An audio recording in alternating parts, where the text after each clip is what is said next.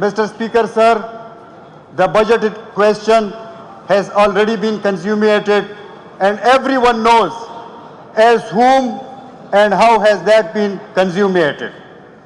जनाब स्पीकर, इस मुल्क की तारीख में और इस सूबे की तारीख में ये पहली मर्तबा हो रहा है कि बजट पहले से खर्च की गई हो और उसकी मंजूरी फिर बाद में ली जा रही हो।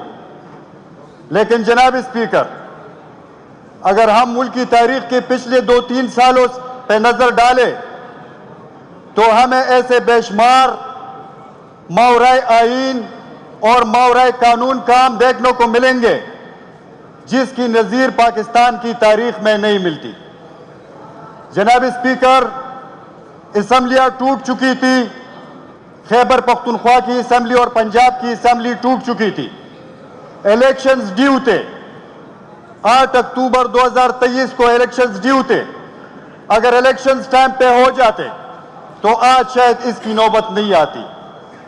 लेकिन जनाब स्पीकर, केयरटेकर्स और पीडीएम हुकूमतों की करतूतों की वजह से आज हमें ये जहर का प्याला पीना पड़ रहा है, क्योंकि ये कॉन्स्टिट्यूशनल ऑब्लिगेशन है, एक आईनी तकाजा है। हमें 4 ना 4 इसकी मंजूरी देनी पड़ेगी और इंशाल्लाह देंगे, क्योंकि हम आईन की बालादस्ती पे और कानून की हुक्मरानी पे यकीन रखने वाले लोग हैं और यही दर्स हमारे कायद इमरान खान ने हमें सिखाया है। लेकिन इसके बावजूद जनाब स्पीकर, उल्टा चोर कोतवाल को डांटे, हम ही पे आईन से रोगर्दानी का और महाजाराई का इल्जाम लगता है।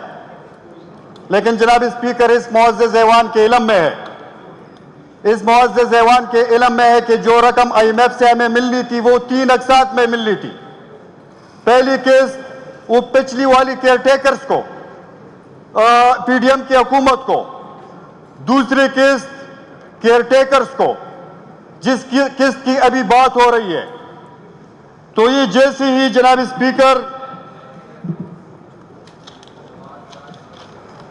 केयरटेकर्स को मिली तो उससे caretakers their only mandate was to conduct fair, free and transparent elections, Mr. Speaker sir.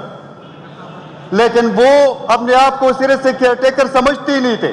सुन ले तवज्जो करें, 9 मई का मामला अब बाद में जब हम किसी सेशन में डिबेट में आएंगे तो उस पर बात करेंगे। जी। काइंडली प्रिसाइज रहें, और ये जो आपने इंग्लिश में अल्फाज के मैंने रिपीट नहीं करना चाहता, तो जनाब स्पीकर गुजारा करें ना।